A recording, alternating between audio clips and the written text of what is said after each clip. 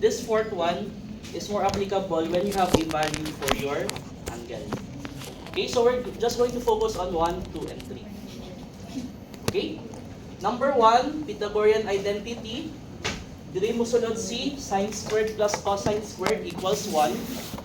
And your tan squared plus 1 equals secant squared. And cotangent squared plus 1 equals cosecant squared. Okay? So, dagan lang siya tanawon, but ang kinanglan lang ninyo i-memorize is the top portion. Because the bottom portions are just rearranging your equation. Okay, so question, asa na mo dapit sa diffcal? Ha? Nag-start na mo try ko?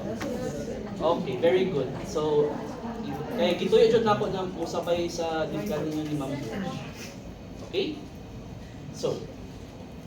So sakto, no, based on my estimation, tama jud na gisabay na ako ni siya lesson when naga trigonometric functions pud mo sa diffcal, because ang challenge sa derivatives of trigonometric functions is how would you simplify your answer, and most of the time you use identities to simplify your answer.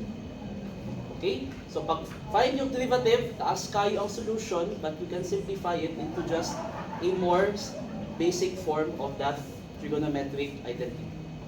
Okay? So for this afternoon, we're going to practice how would you transform an identity from this form to another. Okay? So Pythagorean, just memorize the top 3. Kasi kaning sa ilalong nila, it's just basically rearranging that top equation. Second one, reciprocal. So the inverse of your sine is your cosecant and vice versa. The inverse of your cosine is secant and vice versa. The inverse of your tan is cotangent and vice versa. Okay, always remember kanina tulo. Okay, ma-interchange lang na ninyo. And finally, your quotient, always remember that your tangent is equals to sine over cosine. Kung cotangent, baliktad. Cos over sine. Okay? Now, in relation to diffcal, since majority of you nag-diffcal man kanina klase, this is important because if you transform a particular trigonometric function into a different form, mas dali pangitaon ang derivative. Okay? So that is why it's important for you. Now, on top of trying to simplify your answer using trigonometric identities, you also need to know how to convert your trigonometric function into a different form in such a way that it's easier for you to find the derivative. Okay, so please familiarize yourselves with these kinds of identities. Okay, so I'm sure na basig i-review po na ninyo kay Ma'am Verge sa diffcal, but as early as now, try to familiarize with this one. Okay? So, we have here 5 sample problems. Okay? So, we're just going to prove an identity. Now, this left side of your equation is the same as the right side of your equation. So, we need to prove using identities that we can transform the left side of your equation such that it becomes exactly the right side of your equation. Okay? So we have here cosecant minus sine is equals to cotangent times cosine. So how do we convert cosecant minus sine into cos? Okay? So looking at the left side of your equation, cosecant, we use your reciprocal identity. So your cosecant is basically 1 over sine t. And that is minus sine t equals cotangent t cosine t. So we use reciprocal identity. After that one, you cross multiply. So 1 minus sine squared t all over sine t. Ikas na laro. Anyway. Grabe na ay background music. Anyway. Okay, let's proceed with our lesson. After we applied our reciprocal identity, i-cross multiply nato, ingani na ang fraction. Now, this is a Pythagorean identity. So first, reciprocal, karon Pythagorean. Because, di ba, sine squared x plus cosine squared x equals 1. Okay? Pag i-rearrange ni mo na siya, may mo siya 1 minus sine squared x. So we can just simply substitute this one in this numerator. So it becomes cosine squared t over sine t. Okay? So, we need another step so that we can finally transform this into the right side of your equation. Okay? So what I'm going to do, I will isolate your cosine from this one. So, cos t over sine t times cosine t. Okay? I-separate na ako ang isa ka cosine. Okay? Para lang makita ninyo how would we transform this identity again. So, cos over sine, this is your reciprocal identity. I mean your quotient identity. Cos over sine is basically cotangent t. So, cot t, cosine t is equals to cotangent t, cosine t. And we have proven that we have transformed the left side of your equation to your right side of your equation. Okay? So, a combination of three identities, reciprocal, Pythagorean, and quotient identity. And you got that as your answer. Okay? So, tama din. Speaking of, yun sa ninyo pag-answer sa bonus.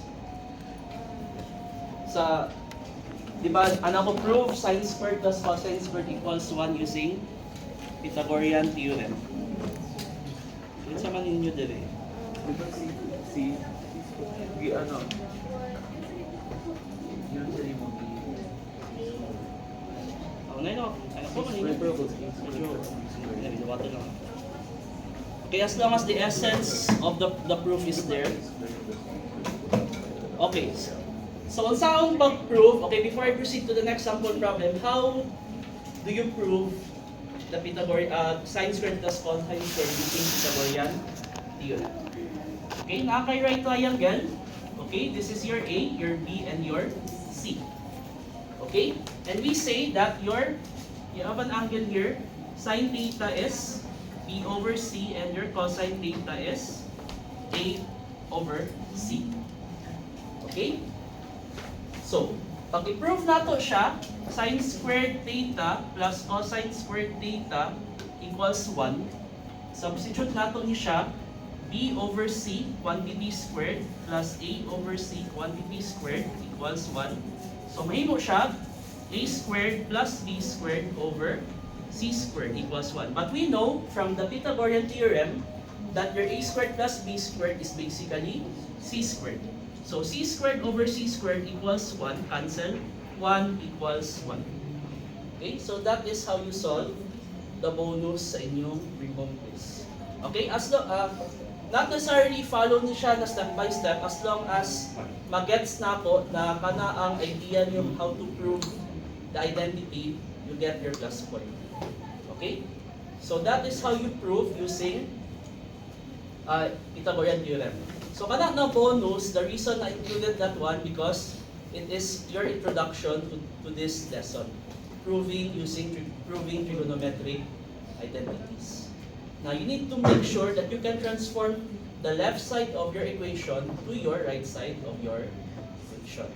Okay, so, dili necessarily na kompleto ang solution as long as I can understand na i-plug in ninyo ang SOHCAHTOA sa Pythagorean theorem, automatic plus points na. Okay, as long as ang essence sa inyong solution, your SOHCAHTOA, you plug it in your Pythagorean theorem na equation, and you've proven that 1 equals 1, I will accept that as a correct solution.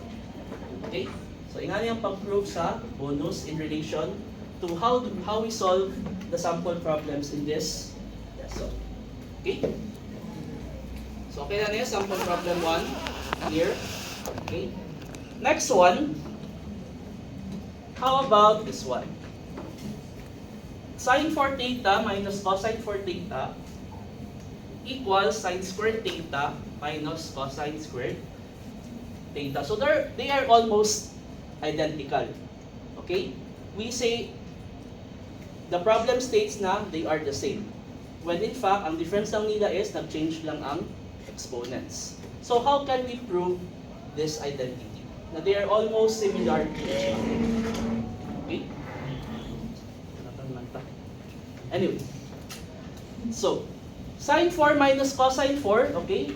Remember your factoring polynomials, remember your special product formula, okay?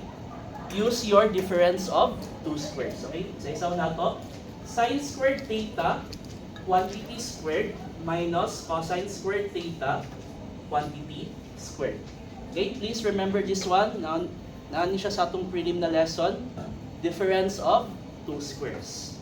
Kung kani, ang factored form ana niya is sine squared theta plus cosine squared theta times sine squared theta minus cosine squared theta. Okay? And we can apply our Pythagorean identity because sine squared theta plus cosine squared theta is basically 1. Okay? So, your left side of your equation now becomes sine squared theta minus cosine squared theta. Okay? Same na siya sa right side of your equation. Okay? And that is your sample problem 2. Okay? So how did we prove this identity? We utilized the difference between two squares and we factored it. After we factored it, one of the factors, sine squared plus cosine squared, is a Pythagorean identity that basically equates to 1.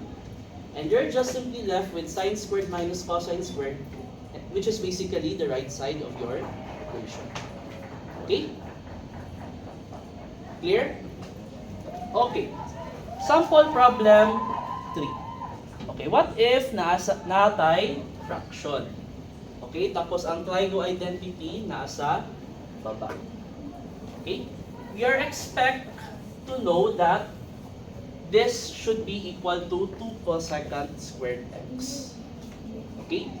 So how do we solve this identity? How do we prove?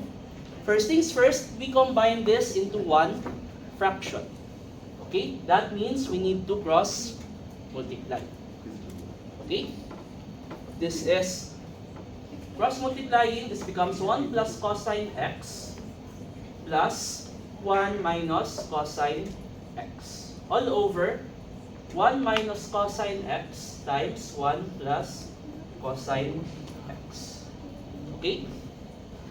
So, sa numerator, let us combine like terms na kay cosine x minus cosine x, meaning mag-cancel out sila duha. And 1 plus 1 is equals to 2. Okay, so ang numerator nimo, it becomes simply 2. 1 minus cosine x, 1 plus cosine x, multiplying polynomials, that is special product formula, difference between two squares, is now simply 1 minus cosine squared x. And we can utilize another Pythagorean identity for this one, because 1 minus cosine squared x is basically sine squared x. Okay? So, balin ko din sa other side.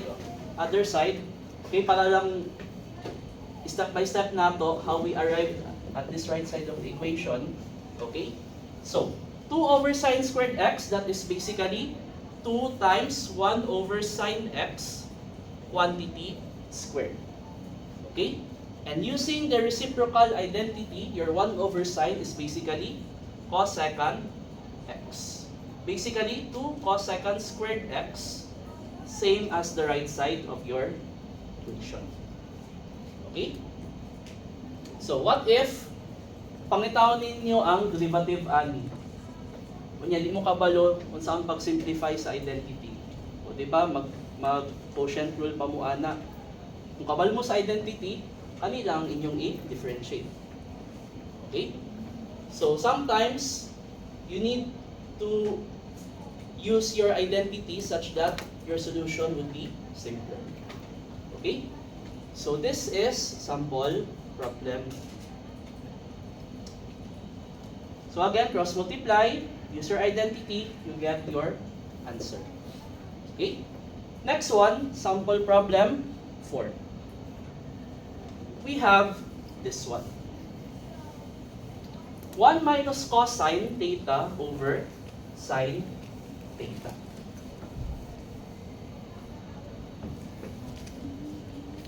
So, this one, we need to prove na nasa sa right side of your equation. Now, the rule when you try to prove identities, you can only manipulate one side of the equation. Because the shortcut way that we can prove this one is if we cross multiply. Mahimo siya, 1 minus cosine squared theta, sine squared theta. This becomes sine squared theta equals sine squared theta. Okay, that is the shortcut solution. But what if you are not supposed to manipulate both sides? Dapat i-manipulate lang ninyo one side of the equation. Okay, so how do we do that? First thing that we're going to do, identity rule. Okay, 1 minus cosine. Let's try to convert this such that may mo siya squared. Para magamit nato si Pythagorean identity. So, this left side of the equation, multiply it by 1 cosine theta over 1 plus cosine theta. This is your identity rule. After this one, multiply, difference between two squares, it becomes 1 minus cosine squared theta all over sine theta times 1 plus cosine theta. Okay? Now, after that one, your 1 minus cosine squared theta is actually sine squared theta. Okay? After that one, i-cancel out ni mo si sine kanin, sine squared. From sine squared, may na siya, sine theta na lang. Okay? And you have sine theta over 1 plus cosine theta, which is the same as the right side of your equation. Okay? That is sample problem 4. So, two ways that you can prove this one, but usually, ang rule of thumb, if you try to prove your identity, you can only manipulate one side of the equation. Okay? So, if dili mo pwede mag-cross multiply such that it would make the proving easier, you need to use manipulation. Okay? Somewhat similar sa conjugate or rationalization. Okay? Now, final sample problem. How about this kind of problem? You have here tan x plus tan y all over 1 minus tan x tan y. Okay? How do we convert this into the right side of your equation? Okay? Tan ang sa left side, sine and cosine ang sa right side. Okay? That means ang tan using quotient property, we convert your tan into sine over cosine. Okay?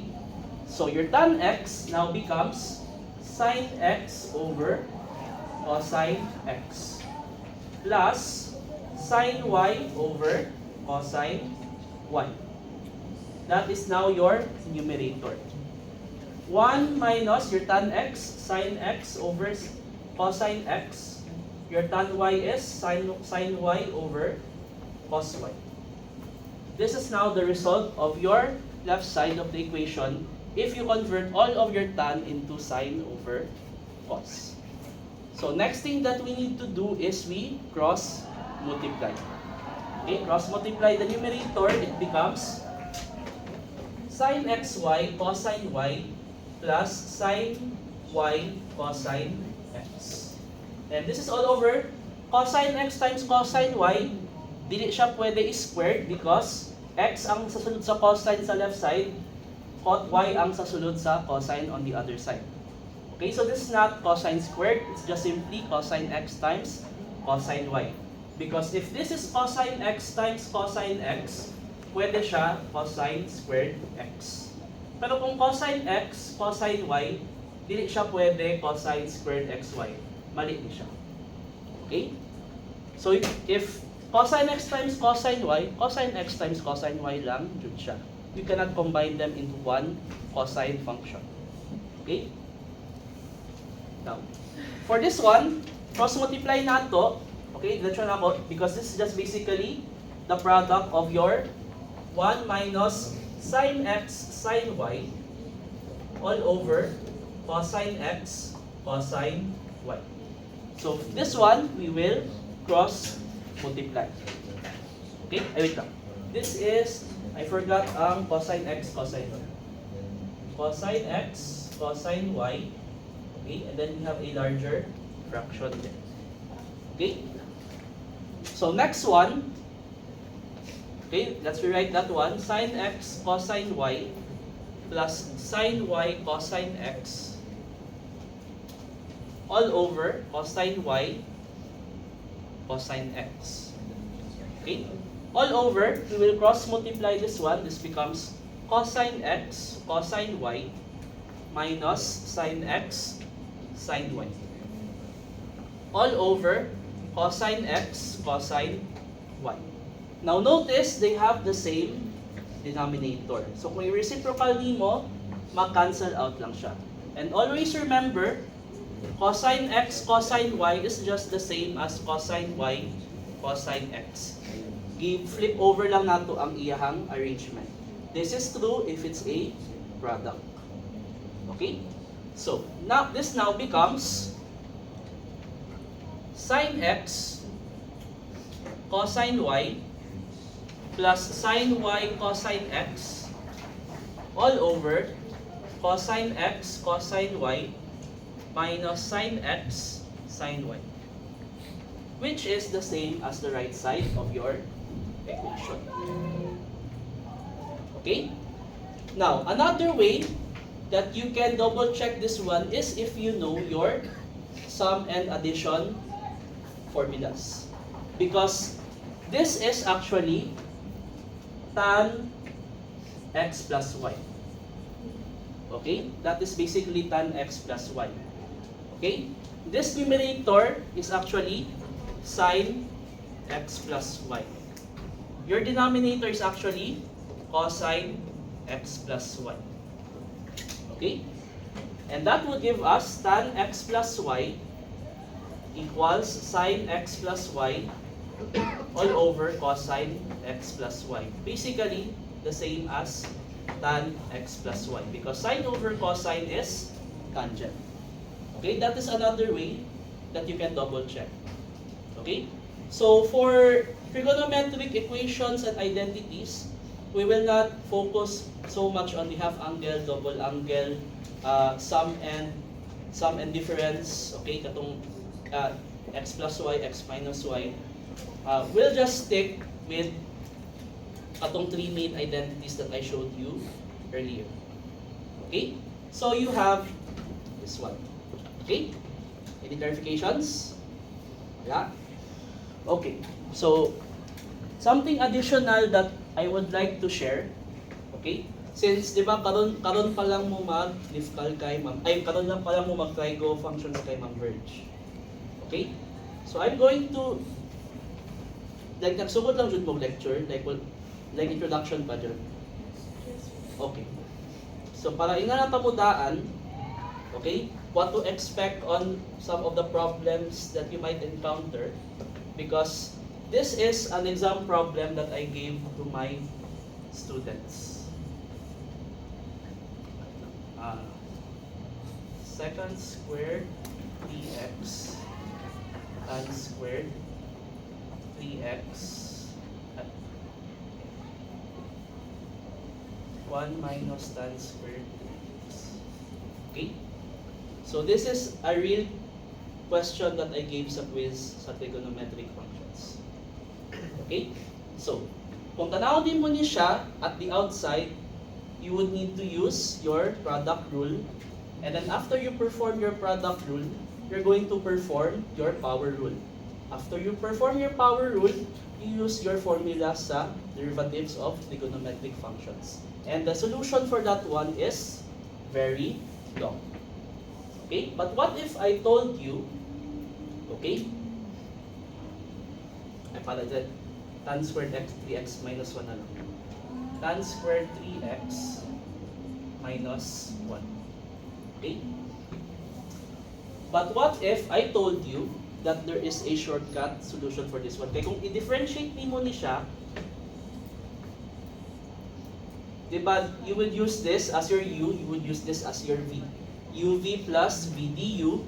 After you check your dv and your du, need pa ninyo mag-power rule. After sa power rule, you still need to perform your trigonometric na formula for the derivative. Okay? And the solution for this one, on average, it's equivalent to 1 bond paper. Okay? Pag i-follow ninyo ang product rule ani. But what if I told you there is a shortcut solution for this one? Okay? I will convert secant squared 3x to tan squared 3x plus 1. And that becomes tan squared 3x, tan 4 3x minus 1. After I perform my Pythagorean identity, I will use difference of 2 squares. After that one, I am now ready to find the derivative. After anak, mahimo siya 1 over 12, 4 tan cube 3x, secant squared 3x, times 3. 4 times 3, 12. This is your final answer. So to get this final answer using the long method, that would require you a lot of paper, a lot of lines of your solution. You need to simplify using trigonometric identities. But if you already know in the first place that you can manipulate this using trigonometric identities, ingani ra kanubo ang solution. Okay, sa akong quiz before, 12 points na ang solution using this method.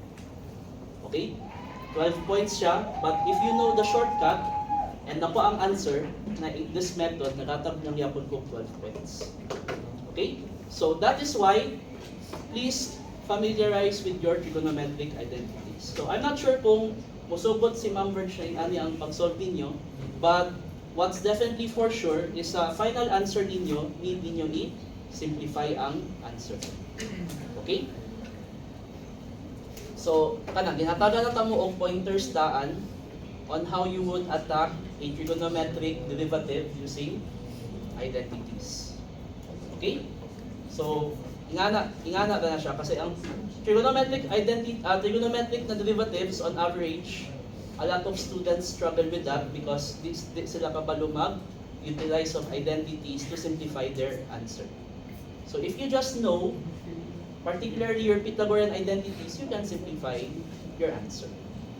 Okay? So that ends today's lesson. Okay? So, kung sa'yo oras na. Napay mo apas o submit? Wala na? Okay? So again, I'll continue next meeting this Thursday, trigonometric equations. And then after I'm done with trigonometric equations, I will give you your third bring home quiz. Okay? Wala na questions? Wala na? So if none, see you next meeting, class dismissed. Thank you, sir.